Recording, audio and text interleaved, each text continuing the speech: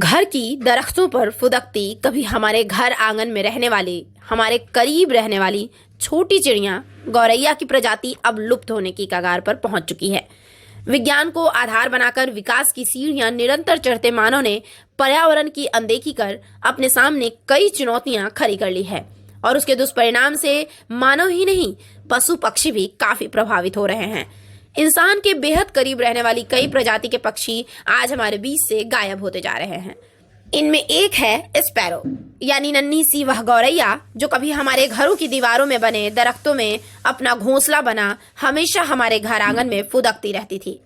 अंधाधुंध विकास की दौर में खड़े होते कंक्रीट के जंगल और गांवों की कब्र पर बसते शहर में वक्त के साथ गौरैया अब एक कहानी बनकर रह गई है। अब बहुत कम दिखती है यह नन्ही चिड़िया गौरैया। दुनिया भर में 20 मार्च को गौरैया संरक्षण दिवस के रूप में मनाया जाता है। गौरैया एक घरेलू और पालतू पक्षी है और यह इंसान और उसकी बस्ती के पास रहना पसंद करती है। अंग्रेजी में पासर डोमेस्टिकस के नाम से जानी जाने वाली गौरैया पूर्वी एशिया में बहुतायत पाई जाती है। इसका जीवन काल 2 साल का होता है और यह एक बार में 5 से 6 अंडे देती है। 25 से 35 ग्राम के वजन वाली छोटी चिड़िया गौरैया अधिकांशतः झुंड में रहती है और एक बार में 2 मील की दूरी तय करती है। इंसान के करीब रहने की इसकी प्राकृतिक खूबी इसे खास बनाती है। शहरी हिस्सों में इसकी 6 प्रजातियां पाई जाती हैं, जिसमें house sparrow, Spanish see you sparrow, russet, dead और टी स्पैरो शामिल है। यह यूरोप, एशिया के साथ अफ्रीका, न्यूजीलैंड, ऑस्ट्रेलिया और अमेरिका के अधिकतर हिस्सों में दिखाई देती है।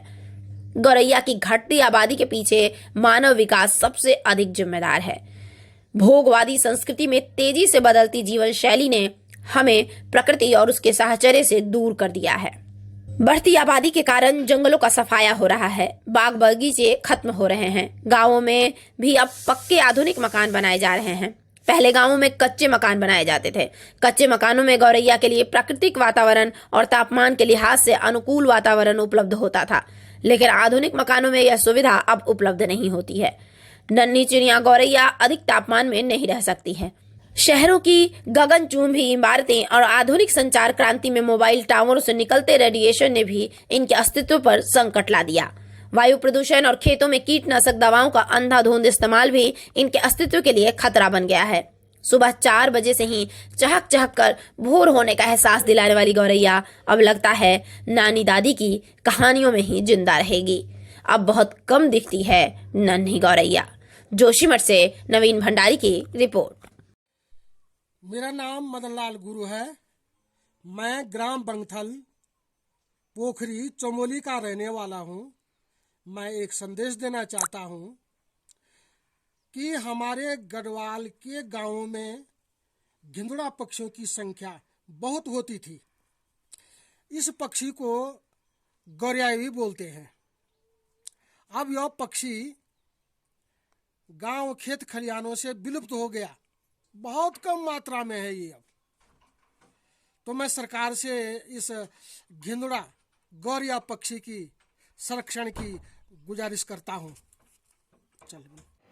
देवभूमि उत्तराखंड जो है कि अपनी खूबसूरती के लिए जाना जाता है। इसकी खूबसूरती यहाँ के पेड़ पौधों के साथ यहाँ के पक्षियों के ने भी जो है कि बना के रखा के। मनुष्य के अगर मैं बात करूँ तो हम लोगों का जो हम गाँव में रहा करते थे तो हमारे यहाँ घिनौना रहते थे जिसको गौरैया पक्षी कह देते। तो हमारे पूर्वज क्या किया करते थे, जब मकानों को बनाया करते थे तो उसके लिए अपने खोली हो गए या मकान के आसपास जहाँ दरवाजे होते थे उसके ऊपर जो कि उसके घोंसला बनाए गए। इस तरीके से वो घिनौना का जो कि संरक्षण हुआ का था। लेकिन जिस तरीके से परिवर्तन आ रहा है, मनुष्य जो है कि लैंडर वाले मकान बना रहे हैं और अपने बिल्कुल पैकिंग कर दे रहा, और उन जो घिनौना हमारे पूर्वजों के साथ जो है कि हमारा एक अंग बन के रहा करता था, आज वो धीरे धीरे विलुप्त के कगार पर है। निश्चित तरीके से इस ओर ध्यान देने की जरूरत है। अगर गौरैया पक्षी को बचाने के लिए प्रयास नहीं किया गया तो वो दिन दूर नहीं होगा कि जिस दिन ये प्राणी विलुप्त हो जाएगी। जो हमारे सहयोगी के रूप में रहता था, हमारे पूर्वज जो है कि उनको अपने घरों में जो है कि घोंसला बनाने के लिए जगह बनाया करते थे। सुबह उठते थे तो उनको दाना धोना डाला करते थे। और वो चिड़िया भी जो कि सुबह जैसे ही 4 बज जाते थे तो वो जो कि हमारे घर वालों को उठाने का प्रयास भी करती, यानी कि एक तरीके से हमारे लिए घड़ी का ये जो प्रयोग किया करते हैं। तो निश्चित तरीके से उसको बचाना ज़रूरी है। आज धीरे धीरे उसका विलुप्तीकरण हो रहा है, वो विलुप्त के कगार पर है। अगर इस पर ध्यान नहीं दिया गया तो वो दिन दूर नहीं होगा जो गौरिया हमारे पहाड़ों, हमारे घर आंगन की शोभा बढ़ाया करती थी, वो किताबों के पन्नों में सिमट के रह जाए। तो निश्चित तरीके से सरकारों को इस पर ध्यान देना चाहिए, प्रयास करना चाहिए गौरिया बचाने के लिए। और घरों पर जो है कि जो हमारे घर गांव के लोग हैं वो तो निश्चित तरीके से आज भी अपने जब मकान बनाते हैं लेंटर वाला ना बना करके पटाल वाला बनाते हैं तो वहाँ जो है कि उनके रहने के लिए घरों का बनाया करते हैं।